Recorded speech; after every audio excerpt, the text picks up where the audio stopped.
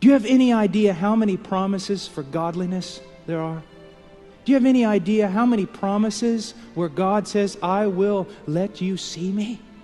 I will let you know me if you seek me? I would, not a wagering man, but I'd bet everything I have that there are more promises.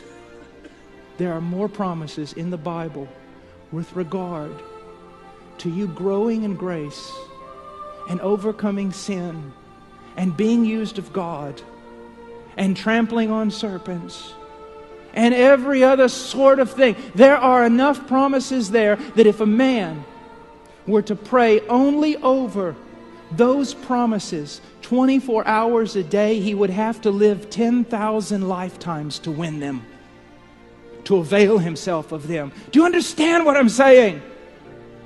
Take all the promises of God, all of them that you find, Old Testament, New Testament, write them down. The ones that talk about godliness and God being with you and God helping you and God strengthening the weak and God showing Himself to men and God doing mighty things. And you get down and you wrestle with them all the days of your life. And if you ask about those promises, you will receive. If you seek those promises, you will find. And if you knock on the door of those promises, it'll be open to you. But the problem is, we want other things than the promises.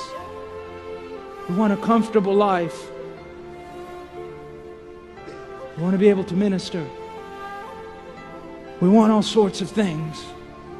And God has other plans, higher plans, greater plans,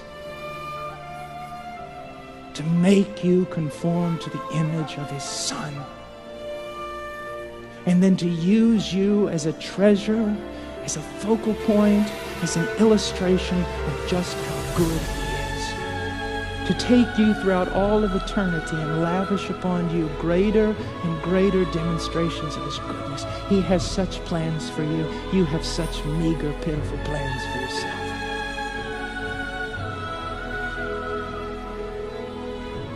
Young men, find those promises. Get down on your knees until you've availed yourself of them. Take them one at a time. Wrestle with them. Cry out to God. God, you said if I seek you, I'll find you. You said that. I seek you. I seek you. And persevere, wrestle with a holy boldness. Such timid men. Such timid men.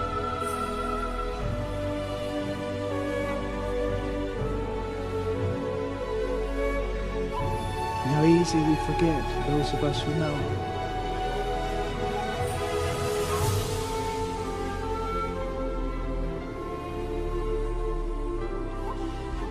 About 3 weeks ago, I'd been wrestling with something for many, many years. Just not seeming to make much progress in that area of my life. And one night, about 1 a.m, woke up. And you know what? Older men, listen to me. You really don't need to learn anything else. What you need to do is remember what you've forgotten. And it was like, get up. And go out and struggle and scream and cry out to the Lord until He gives you victory over this thing. Next morning, a young man that I wanted to help, he said, Brother Paul, you're looking kind of bad this morning. You didn't get much sleep last night. And I said in the words of Keith Green, one sleepless night of anguished prayer, I triumphed over sin. One battle in God's holy war, He promised me to win.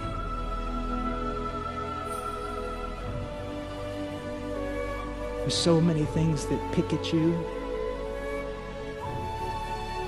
Like those Canaanites in the land. Drive them out. Take God's promises and drive them out. Brother Paul, I have this one sin I can't overcome. Then fast and pray. And drive it out. Grab a hold of grace. Avail yourself of promises. Be sick of the thing. The problem is, at first you're sick of the thing, and then you begin to be able to live with the thing, and then the thing becomes a part of your life. Young men, warriors, radical Christians aren't those who listen to contemporary music and wear t-shirts with verses on the back. And it's not necessarily those who hit the streets going door to door. You give me one man who'll take the promises of God and fight through them on his knees in the darkness when no one else is around. Everything else will fall in place. There is nothing, there is absolutely nothing in your life that cannot be overcome through wrestling and prayer and believing and availing yourself of the promises of God.